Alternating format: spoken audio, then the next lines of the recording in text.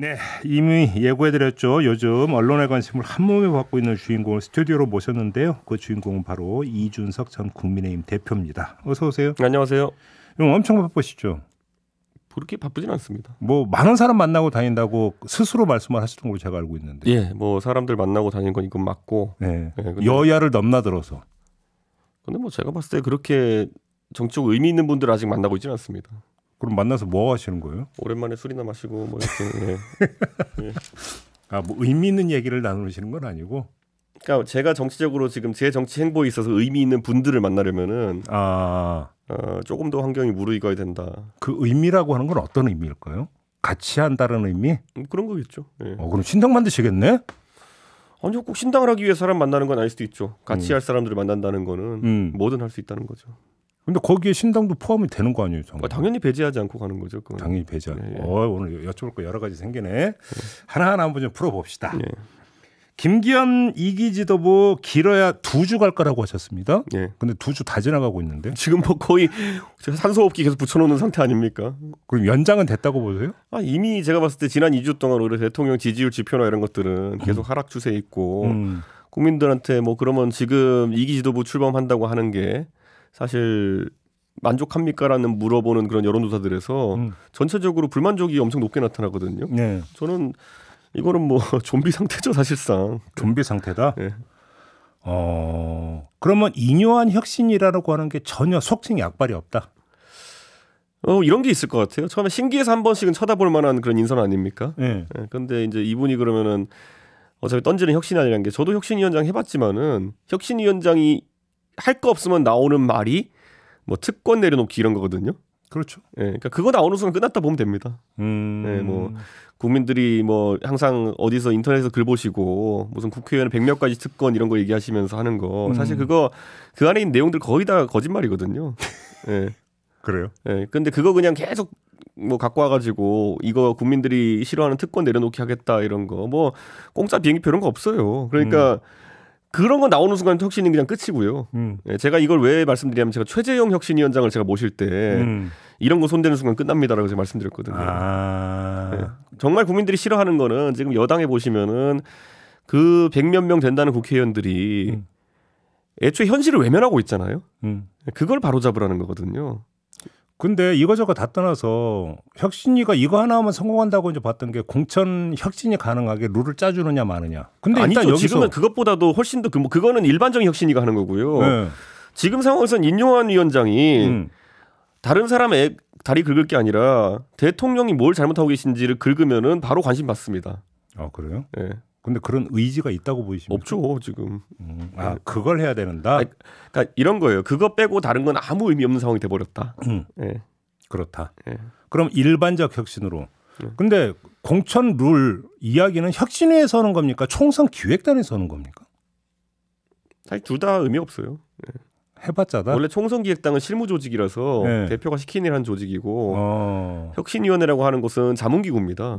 여기서 혁신안 만들어가지고 대표에게 이거 해주실래요? 이렇게 하면은 대표가 아니 뭐 이렇게 하는 이런 역할이거든요.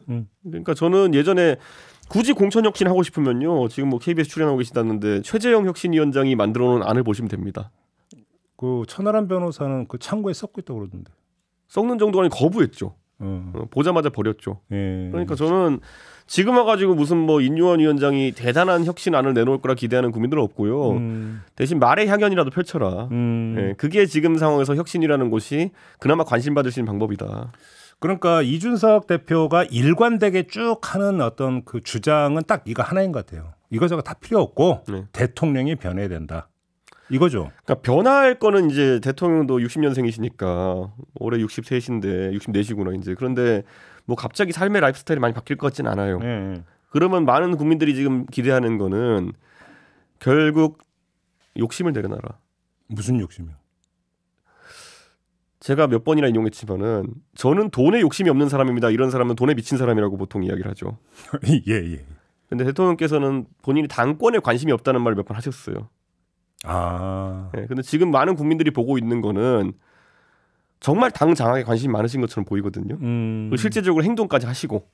어떤 행동? 우리 아니 뭐 전당대회도 보면 다 개입해서 사실상 지금 김기현 대표가 여론조사 5등 나오던 사람을 지금 대표 만들어 놓은 거 아닙니까?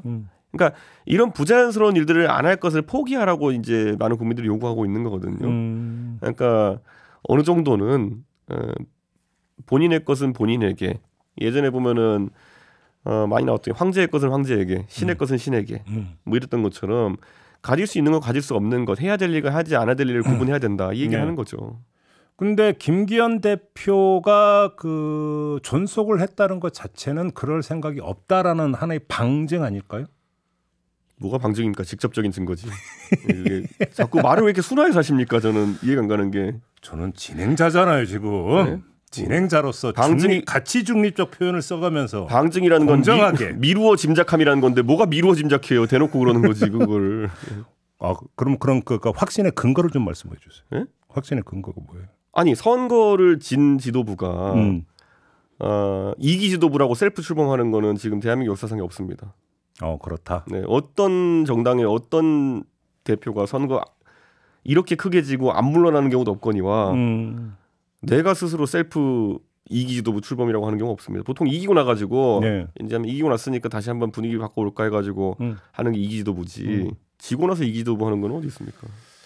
그러면 요약을 하면 대통령이 변하기 힘드니까 이거저거 다 떠나서 당권 장악할 생각 최소 이거 하나는 좀 버려주시라 이런 이야기잖아요. 그것도 제가 봤을 때는 대통령께 무슨 전화 이걸 제발 해주십시오 이게 아니라 그냥 못하게 한다라고 그냥 딱 제도적으로 그어버리면 돼요.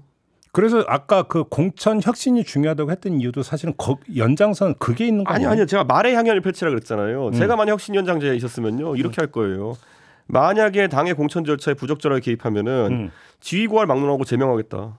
그냥 그렇게 그냥 깔끔하게 긋고 가면 돼요. 뭘 무슨 뭐 이 미주알 고주알 2달 동안 연구해가지고 제도를 만들겠다 이런 소리 할 거 없고 혁신 위에서 혁신 안으로 바로 처음 내놓을 게 뭐냐면요. 회의 첫 번째 소집해가지고 공천이나 당무에 대해 가지고 권한이 없는 사람이 부당하게 개입하면은 즉각 제명하겠다를 그냥 당의 원칙으로 삼으면 돼요. 그렇다. 네. 김한길 국민통합위원장이 계속 지금 그 스포트라이트를 받는 현상은 어떻게 지켜보고 계세요? 본인도 즐기고 계신 것 같은데요. 즐기고 있다? 네. 즐긴다는 건 무슨 뜻입니까? 그러니까 한 1년 반 동안 이제 이분이 뭐 하시나 사람들이 궁금했잖아요. 그런데 사실 뭐 국민통합위에서 낸 제안을 내가 다 제대로 하지 못해가지고 오히려 안타깝다는 식으로 대통령이 말씀하셨잖아요. 예. 그럼 정작 국민통합위가 무슨 제안인지 몰라요 아무도. 네. 그러니까 무슨 제안을 했으며 그렇게 유감 표명을 아끼신 대통령이 뭐인지도 모르겠는데 그걸 안 해서 미안하다라는 말을 공개적으로 한다는 거는 이건 정상이 아니죠 이거는. 그러면 제가 한번 혹시 아세요 진행자는? 몰라요. 국민통합위가 무슨 제안을 했고 그걸 안 해가 대통령이 미안하다고 하는지?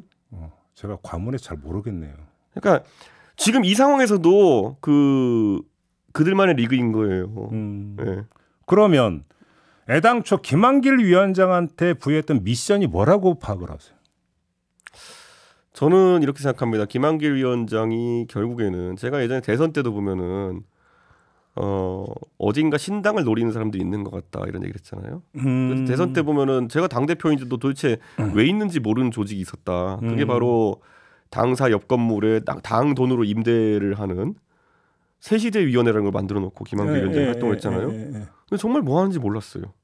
제가 이제 회계를 들어보면 이거 왜 여기가 돈을 왜 쓰냐. 그런데 거기서 뭔가 했거든요. 뭘 했는지를 모르고. 그러니까 뭐 핵무기 개발하는 건 아닐 테고 자기들끼리 뭘 했는지 모르겠지만 했어요. 그러니까 당비가 투입이 됐으면 당에 보고는 해야 될 거 아닙니까? 제가 물어봤죠. 계속. 근데 뭐 하냐 그랬더니 새시대위원회라는 걸 합니다. 그래서 선거 때문에 지금 바빠 죽겠는데 뭘 저런 걸 하고 있냐. 근데 아직도 몰라요. 뭐 했는지. 대선 때 사실 이런 이야기가 풍문처럼 돌았잖아요. 네. 그러니까 윤석열 대통령 세력과 민주당 내에서 이른바 요즘 뭐 언론이 쓰는 어떤 그 표현법의 비명 이런 쪽을 묶어서 신당을 만들어서 정계 개편을 한다. 이런 사실 썰이 돈 적이 있지 않습니까? 그럼 그렇죠. 그 한가운데 김한길 위원장이 있었다고 그렇게 파악하고 계시는 겁니까? 그러니까 김한길 위원장을 보고 과연 이제 민주당을 탈당해가지고 승부를 걸 만한 분이 얼마나 되는지 모르겠지만은 꿈은 누구나 꿀 수 있는 거니까요. 네, 그러니까 그거는 그 꿈을 꾸고 있었다 생각합니다. 아 근데 실현 조건은 지금 안 된다고 보십니까? 제가 이런 얘기를 했어요. 그러니까 지금 시점에서 혁신위원장을 맡는 분이 있다고 한다면은 굉장히 정무적 판단이 좀 안 좋은 분이기 때문에 그 자체로 인선이 잘 안 될 것이다. 이렇게 있거든요. 그럼 듣는 인요한 교수가 기분 나빠하시지 지금 그렇게 이걸 뚫어내면 영웅이 되는 겁니다. 갑자기 내일 이 방송을 듣고 발끈하셔가지고 네. 그 갑자기 이제 당무에 개입하는 자는 제명하겠다 뭐 이런 말씀하시면요 영웅되는 겁니다. 인터뷰가 그러니까 그 필요하시면 언제라도 저한테 연락드리면 마이크를 내어드릴 용의는 있다는 말씀을 함께 드리도록 하겠습니다. 예. 그런데 어쨌든 그런 것처럼 저는 사실 김한길 대표가 그런 어떤 신당 움직임이 있다고 해서 지금 상황에서 보통 아마 수도권 의원들일 텐데 민주당을 떨쳐내고 본인이 공천 받고 못 받고 여부와 관계없이 이 김한길 대표와 함께 큰 뜻을 펼쳐보이겠다고 판단하는 민주당 의원이 있다고 한다면은 거기도 그 자체로 정무적 감각이 좀 떨어지는 분이기 때문에 뭐 약간 그런 상황입니다. 그러면 원래 그런 꿈은 꾸고 있었지만 지금 여건이 안 돼서 추진을 못하고 있다 이 말씀이시네 정리하면. 그리고 여건의 핵심은 결국 대통령 지지율이다 이런 얘기잖아요. 그렇다고 봐야겠죠. 그래요? 왜냐하면 지금 이렇게 가는 방향에는 예. 절박함도 어느 정도 있는 게 지금 연말 되면은 지금 특검을 지금 패스트트랙에 올려놨습니다. 맞아요.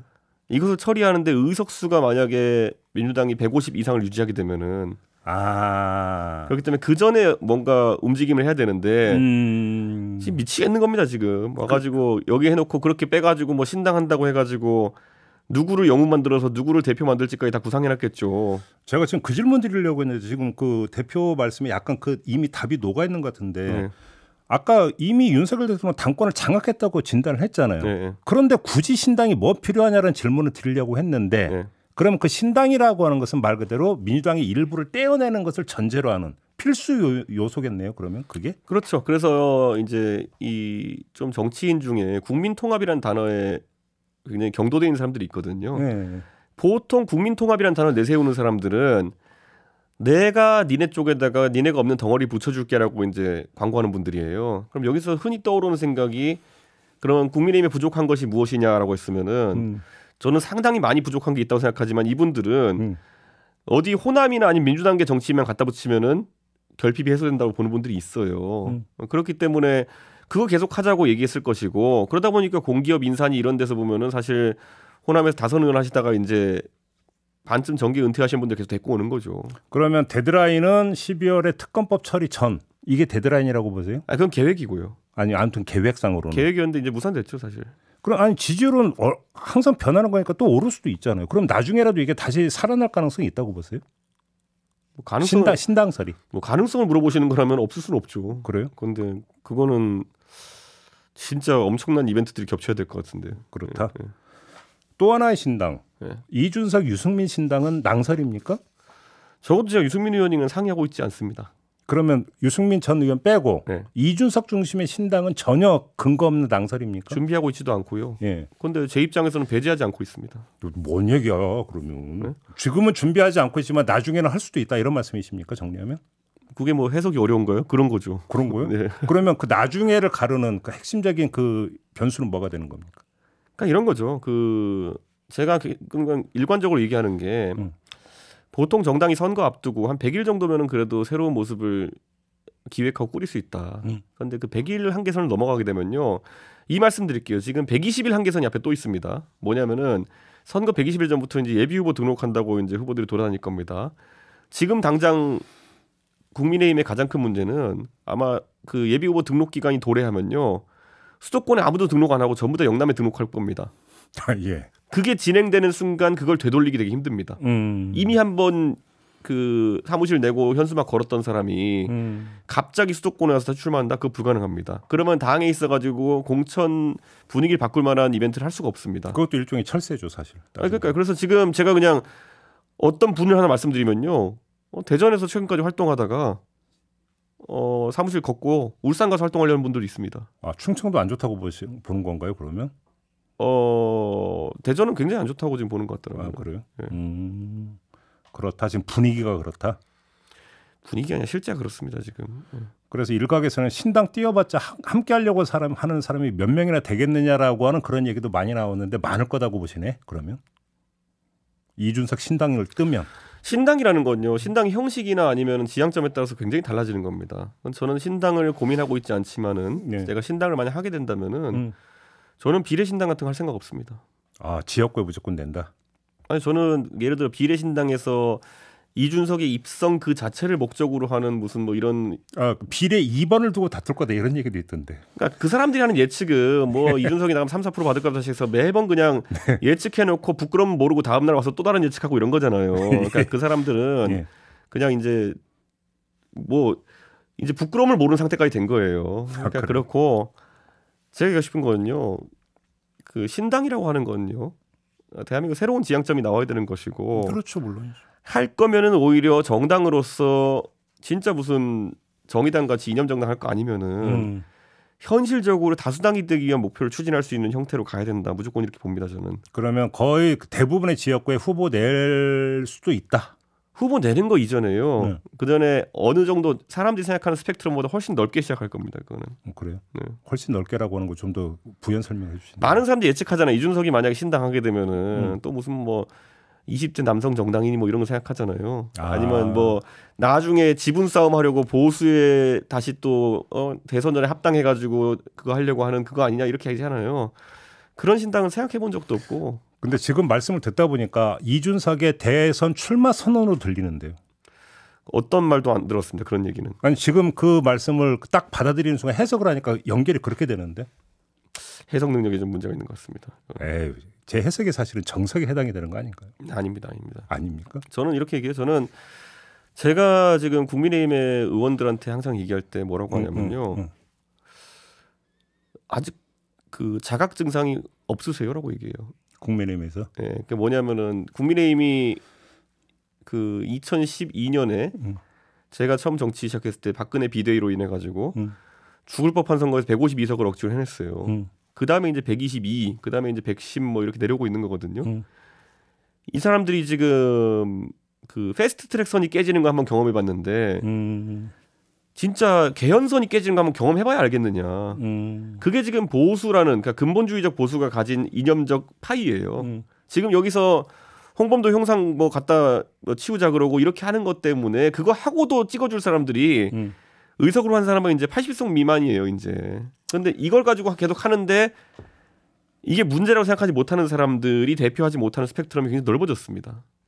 관련해서 질문 하나만 더 드릴게요. 그러니까 그 신인규 변호사 정당 바로 세우기 대표를 맡고 있는데 오늘 오전에 국회에서 기자회견을 연다. 당과 관계를 정리하는 날이 될 거다라는 예고가 있었다. 무슨 뜻으로 지금 해석을 하십니까? 신인규 변호사는 계속 탈당하고 싶어 했어요. 아, 그래요? 그러면 탈당한 다음에는? 당 차리려 하겠죠. 신당을 만들려고 한다. 그럼 그건 우리 이준석 대표는 전혀 무관한 움직임입니까? 제가 몇 번 얘기했어요. 신인규 변호사한테.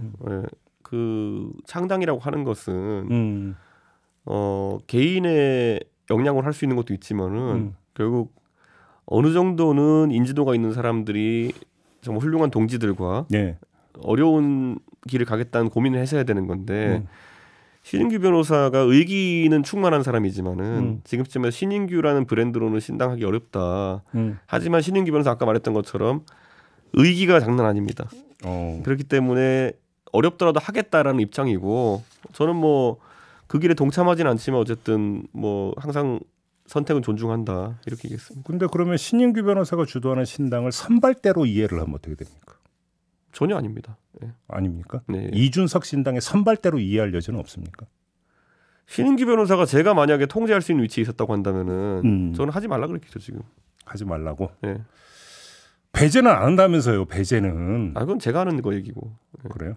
그러니까 지금같이 이런 식으로 이준석 신당에 그러니까 신인규 변호사는 저한테 또 몇 번 얘기했지만은 이게 혹시라도 이준석 신당이라고 오해받아가지고 제가 정치 행보하는데 이제 그 제한 요소가 될까봐 걱정 많이 하고 저한테 상의를 많이 했어요. 근데 그거는 아닙니다 지금 상황에서. 하나만 더 추가할게요. 그러니까 이준석 신당이 만들어진다면 지지할 것이냐 해서 한 17% 정도 나왔다는 여론조사 결과가 있었는데 만족하는 수치십니까? 저는 지금 시점에 신당 여론조사는 큰 의미는 없다 봅니다. 조사 문항이 바뀔 때마다 물론 그렇긴 하지만 뭐 이게 제3지대 신당이라고 물어볼 때 이준석 신당이라고 물어볼 때 이준석 유승민 신당이라고 물어볼 때 그 다 다르거든요.